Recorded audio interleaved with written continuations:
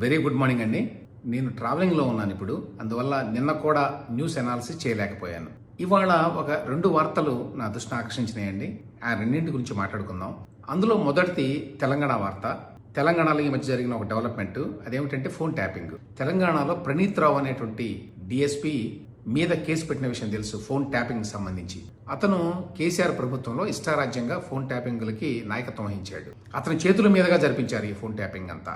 రేవంత్ రెడ్డి కావచ్చు, మిగతా వాళ్ళు కావచ్చు. రేవంత్ రెడ్డి మీద అయితే స్పెషల్ ఫోకస్ అనుకోండి. ఆయన ఇంటికి కిలోమీటర్ దూరంలోనే జూబ్లీ హిల్స్ లో ఒక ఆఫీసు, ప్రైవేట్గా ఆఫీస్ తీసుకొని మరీ ఫోన్ ట్యాపింగ్ చేశారు అని వార్తలు. అదేవిధంగా ఇంకా చాలా మంది మీద చేశారు. ఇవన్నీ కూడా ఒక పత్రికా ఆఫీస్ నుంచి వచ్చినాయి అని చెప్పి వార్తలు వచ్చినాయి.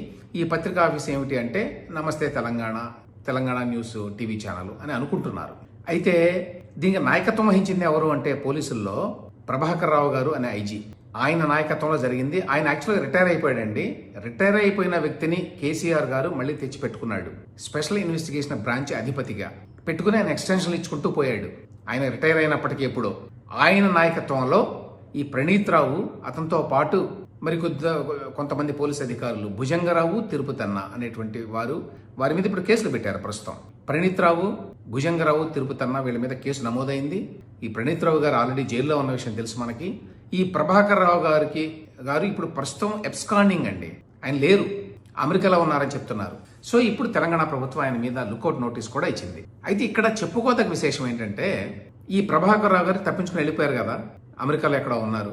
ఇప్పుడు ఒక వీడియో బయటకు వచ్చిందండి, రేవంత్ రెడ్డి గారి వీడియో. 2 ఏళ్ల నాడు రేవంత్ రెడ్డి ఒక పార్టీ సమావేశంలో మాట్లాడుతూ ఈ ప్రభాకర్ రావు గారి విషయం, అలాగే ఫోన్ ట్యాపింగ్ విషయాన్ని గురించి మాట్లాడాడు చాలా వివరంగా. ఏమని, అయ్యా ప్రభాకర్ రావు గారు, మీరు రిటైర్ అయిపోయి ఇప్పుడు కేసీఆర్ మీ చుట్టం ఉన్నాడు కదా అని చెప్పి మళ్ళీ ప్రభుత్వంలోకి వచ్చి ఆయన చెప్పినట్టుగల్లా ఇష్టారాజ్యంగా మా మీద ఫోన్ ట్యాపింగ్ చేస్తున్నారు. మీరు ఎల్లకాలం ఇలా చేయగలరని అనుకోవద్దు, మీకు కూడా రోజులు దగ్గర పడతాయి. మీరు ఎప్పుడూ కేసీఆర్ ప్రభుత్వమే అధికారంలో ఉంటుంది అని చెప్పి అనుకుంటున్నారు. ఎన్నటికీ కేసీఆర్ ప్రభుత్వమే ఉండబోదు. మేము రాబోతున్నాం అధికారంలోకి. 2 ఏళ్ల తర్వాత అధికారంలోకి వచ్చిన తర్వాత మీ పరిస్థితి అధోగతి పాలవుతుంది. మీరు చాలా కష్టాలను ఎదుర్కోవాల్సి వస్తుంది మీరు చేసేటువంటి ఈ తప్పుడు పనుల వల్ల అని చాలా స్పష్టంగా వార్న్ చేశాడండి. ఒకసారి ఆ వీడియో చూడండి. ముఖ్యంగా ఐజీ ప్రభాకర్ రావు గారు, మీరు రిటైర్ అయిపోయిన అన్యాయంగా, అక్రమంగా ఇంటెలిజెన్స్ ఐజీ ప్రభాకర్ రావు గారిని తిరిగి ఎస్ఐబి ఇంటెలిజెన్స్ కు ప్రత్యేకమైన జీవో ఇచ్చి 4 ఏళ్లు, అంటే అసలు అన్లిమిటెడ్ గా ఎంతకాలమైన కేసీఆర్ ఉన్నంతకాలం ఐజీగా ఉండొచ్చు అని ఆయన పెట్టారు. ప్రభాకర్ రావు గారు, మీరు గుర్తు పెట్టుకోండి, ఇవాళ మీరు హ్యాకర్స్ తీసుకొచ్చి అన్యాయంగా మా కార్యకర్తల, నాయకుల ఫోన్లు ట్యాపింగ్ చేసి ఇవాళ ఎవరు ఎక్కడికి పోతుండ్రో, ఏ కార్యకర్తలు, ఏ నాయకులు ఏ సభలకు సమావేశాలకు పోతుండ్రో వాళ్ళ ఫోన్లు దొంగతనంగా విని వాళ్ళని అరెస్ట్ చేసే కార్యక్రమాన్ని నువ్వు చేస్తున్నావు. నువ్వు అనుకుంటుండొచ్చు కేసీఆర్ ఉన్నాడని. ఎంతకాలం ఉంటాడో కేసీఆర్ నువ్వు గుర్తు పెట్టుకో. ఇక ఉండేది కేసీఆర్ 2 ఏళ్లే. వచ్చే రాజ్యం సోనియమ్మ రాజ్యం. ప్రభాకర్ రావు, గుర్తు పెట్టుకో బిడ్డ. ఈ వేదిక మీద నుంచి చెప్తున్నా, నువ్వు ఒక ప్రైవేట్ సైన్యాన్ని నిర్మించిన పోలీసులల్లా నీ కొలుపళ్లను 20 ఏళ్ల కింద రిటైర్ అయిపోయిన వాళ్ళను తీసుకొచ్చి పోలీసులలో నియామకాలు చేసి నియమ నిబంధనలను తుంగలో తొక్కి మా ఫోన్లు ట్యాపింగ్ చేసి మా వాళ్ళని ఇబ్బందికి గురి చేస్తున్నావు. నువ్వు రాసుకో, నువ్వు నౌకరి వదిలి ఇంటికి పోయినా నిన్ను ఇంట్లో నుంచి ఇదే పోలీసుల చేత, పోలీసులు ఐపీఎస్లు కాదు, హోమ్ గార్డ్లను నీ ఇంటికి పంపించి నీ చొక్కా బట్టి. రేవంత్ రెడ్డి చెప్పినట్టుగానే ఇవాళ జరుగుతోందండి. ఆ ప్రభాకర్ రావు గారు ఇవాళ దేశం నుంచి పారిపోవలసినటువంటి పరిస్థితి ఏర్పడింది. ఆ ప్రణీత్ రావు గారు ఇప్పుడు ప్రస్తుతం జైల్లో ఊచలక్క పెడుతున్నారు. ఆయనకి బెయిల్ కూడా వచ్చే అవకాశం కనిపించడం లేదు. ఆయనతో పాటు మిగతా వాళ్ళు కూడా, ఈ భుజంగరావు, తిరుపతన్న, ఇట్లాంటి వాళ్ళు ఇంకా చాలా మంది మీద కూడా కేసులు పెట్టబోతున్నారని వార్తలు. వీళ్ళందరూ కూడా ఇష్టారాజ్యంగా ప్రతిపక్ష నాయకుల ఫోన్లు ట్యాగ్ చేశారు, అందులో ముఖ్యంగా రేవంత్ రెడ్డి. వీళ్ళందరూ ఇప్పుడు ఇక తప్పించుకునే అవకాశం లేదండి. రిటైర్ అయిపోయిన తర్వాత, ఇంతకాలం తర్వాత ప్రభాకర్ రావు గారు ఈ రకమైన పరిస్థితులు ఎందుకు ఎదుర్కొన్నాడు? ఐజీగా రిటైర్ అయిన వ్యక్తి. ఎందుకంటే కేసీఆర్ చెప్పాడు కదా అని చెప్పి ఇష్టారాజ్యంగా ట్యాగ్ చేయడం, ఇది అక్రమం, చట్టవిరుద్ధం అని తెలిసి, ఇది ప్రజాస్వామ్య విరుద్ధం అని తెలిసి ప్రభుత్వంలో ఉండి అలా చేయకూడదు, ముఖ్యమంత్రి చెప్పినా కూడా చేయకూడదు అని తెలిసి కూడా చేశాడండి ఆయన. తాను చేయడమే కాకుండా తన మొత్తం ఆ ఎస్ఐబిలో స్పెషల్ ఇన్వెస్టిగేషన్ బ్రాంచ్ లో ఉన్న అధికారుల చేత చేయించాడు, ఈ ప్రణీత్ రావు ఇట్లాంటి వాళ్ళ చేత. ఆ తర్వాత ఆయనే ఈ ప్రభుత్వం ఓడిపోగానే నెక్స్ట్ డే ప్రణీత్ రావు చేత ఆ మొత్తం హార్డ్ డిస్క్లని తీయించి ఏవైతే ట్యాప్ చేశారో వాటన్నిటినీ కూడా దగ్గరలో ఒక అడవిలో తీసుకెళ్లి వాటిని కాల్చేశారు అని కూడా వార్తలు వచ్చినాయి. సో ఎంతకైనా తెగబడాల్సిన పరిస్థితి వస్తుందన్నమాట. అప్పుడు ఒకసారి దిగజారిన తర్వాత ఆ రకమైన పరిస్థితులు ఏర్పడతాయి. ఇందులో ఒక లెసన్ ఏంటంటే, ఇప్పుడు ఆంధ్రప్రదేశ్లో కూడా ఇదే విధంగా ఇష్టారాజ్యంగా ట్యాప్ చేస్తున్నారండి. బీభత్స భయానకంగా ట్యాప్ చేస్తున్నారు అందరివి. ఎవరైతే బాధ్యులో దీనికి ట్యాపింగ్కి పోలీసు అధికారులు, ఉన్నతాధికారులు అనుకుంటున్నారు మేము తప్పించుకోవచ్చు అని. కానీ ఇక్కడ తెలంగాణలో ఐజీ వరకు వెళ్ళింది అది. ఆయన పైన లుక్అవుట్ నోటీస్ కూడా జారీ చేశారు. ఆయన ఇండియాకి వస్తే అరెస్ట్ చేస్తారు ఇమీడియట్ గా. రాకుండా ఎంతకాలం తప్పించుకుంటాడో తెలియదు ఆయన. సో ఏపీలో కూడా అదే పరిస్థితి ఎదురు కాదు అనేటువంటి గ్యారంటీ లేదు.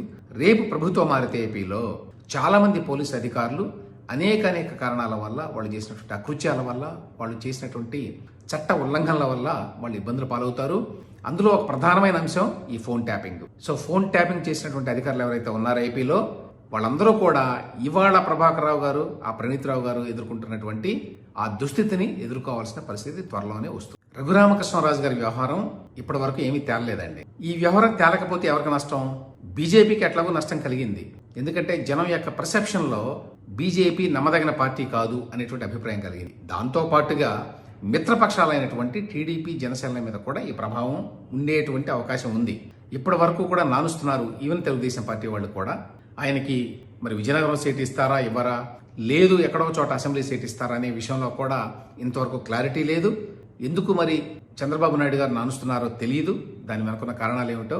కారణాలు ఏమైనప్పటికీ ఎక్కువ కాలం పాటు ఇది కొనసాగితే ఇంకా ఎక్కువ నష్టం బీజేపీకి మాత్రమే కాదు, టీడీపీకి, జనసేనకు కూడా కలుగుతుంది. దీని ప్రభావం ఓవరాల్గా ఈ కూటమి మీదే ఉండేటువంటి అవకాశాలు ఉన్నాయి. కాబట్టి దీన్ని ఎక్కువ కాలం కొనసాగించకుండా ఇది ఒక నిర్ణయం తీసుకోవటం టీడీపీకి మంచిది అనేది చాలా మంది అభిప్రాయం అండి. ఎందుకంటే ఇవాళ ఒక across the sections in AP అందరి అభిప్రాయం ఏంటంటే, రఘురామకృష్ణరాజు అనే వ్యక్తి జగన్మోహన్ రెడ్డికి ఎదురొడ్డి నిలబడ్డాడు. అతన్ని అన్ని పార్టీలు, అంటే ఎస్పెషల్లీ ప్రతిపక్ష పార్టీలు అన్ని కూడా ఉపయోగించుకున్నాయి ఈ 3-4 ఏళ్లగా. ఇంత ఎక్కువగా ఉపయోగించుకొని తాము చేయాల్సినటువంటి చాలా విమర్శలను ఆయన ద్వారా చేయించి, లేక ఆయన విమర్శలు చేయటం వల్ల జగన్మోహన్ రెడ్డి గారి ప్రభుత్వం ఎక్స్పోజ్ అయ్యి ప్రజల కళ్ళ ముందు ఇవాళ ఉంటే, ఆయన కాంట్రిబ్యూషన్ గుర్తించకుండా చేస్తే అది మంచిది కాదు అనేది చాలా గట్టి అభిప్రాయం ఇవాళ అక్రాస్ ది సెక్షన్స్ ఏపీలో ఏర్పడిందండి. అన్ని సెక్షన్స్ లో మగవాళ్లే కాదు, ఆడవాళ్లలో కూడా మరి రఘురామరాజు గారికి అంత ఫాలోయింగ్ వచ్చింది. కారణం ఏం లేదు. కారణం ఏంటంటే ఎదురొడ్డి నిలబడ్డాడు, ఎన్నో కష్టాలు కోర్చాడు, ఎవరూ ధైర్యం చేయనటువంటి పరిస్థితుల్లో అతను నోరెత్తి మాట్లాడాడు. ఒక రోజు కాదు, 2 రోజులు కాదు, కంటిన్యూస్ గా గత 3-3.5 సంవత్సరాల నుంచి మాట్లాడుతూ వచ్చాడు. అటువంటి వ్యక్తిని అందరూ అట్లా పక్కన పడేయటం అనేది న్యాయం కాదు అనేటువంటి ఒక భావం బాగా వెళ్ళిపోయిందండి. అందువల్ల టీడీపీ కానీ జనసేన కానీ ఎవరు తీసుకుంటారో తెలియదు నిర్ణయం. కానీ టీడీపీకి అయితే బాధ్యత ఉన్నది. ఎందుకంటే జనసేనకి పెద్దగా సీట్లు లేవు కాబట్టి ఏదో ఒక నిర్ణయం తీసుకోకపోతే మాత్రం ఈ యొక్క డ్యామేజ్ ఇంకా ఎక్కువయ్యేటువంటి ప్రమాదం ఉన్నది. ఇవాళ ఒక క్యూరియస్ న్యూస్ వచ్చిందండి. ఏమిటి క్యూరియస్ న్యూస్ అంటే, ముఖ్యమంత్రి జగన్మోహన్ రెడ్డి గారి ఇంటికి తాడేపల్లిలో ఒక కంటైనర్ వచ్చింది. ఈ కంటైనర్లు ఏమున్నాయో తెలియదు, కానీ దాని యొక్క నంబర్ ప్లేట్లో మాత్రం జెడ్ అని ఉంది. జెడ్ అని ఉంటే సాధారణంగా అది ఆర్టీసీ వారిది. అంటే ఆర్టీసీ వారి అధికారికంగా ఏదో వెళ్ళిందనమాట. కంటైనర్ ఎందుకు వెళ్ళింది ఈ టైంలో? అది కూడా ముఖ్యమంత్రి గారికి ఏదన్నా సప్లై చేయాల్సి వస్తే ఏ పాలో గేలో ఇట్లాంటివన్నీ ఎవ్రీ డే వెళ్తానే ఉంటాయి అక్కడ. అది పెద్ద విశేషం కాదు. కానీ ఒక పెద్ద కంటైనర్లో పంపించేంత ఏముంటుంది అనేది ఒక అనుమానాస్పదమైన విషయం. ఇది ఈనాడులో ఫోటోలతో సహా ఈ వార్త వచ్చిందండి. ఏ విధంగా ఈ పెద్ద కంటైనర్ వచ్చింది, దాన్ని ఏ విధంగా లోపలికి పంపించారు, ఆ తర్వాత ఎలా బయటకు వచ్చింది వ్యవహారం. ఎన్నికల సమయంలో ఈ విధంగా ఇంత పెద్ద కంటైనరు ముఖ్యమంత్రి గారి ఇంటికి వెళ్ళడం అనేది మామూలు విషయం కాదు. దాని మీద ఎటువంటి అనుమానాలు రాకుండా ఉండాలి అంటే ఆ కంటైనర్లు ఏమున్నాయని చెప్పి ప్రభుత్వము అధికారికంగా కనుక వస్తే ఈ కంటైనర్ ఏమున్నదో చెప్పాలి.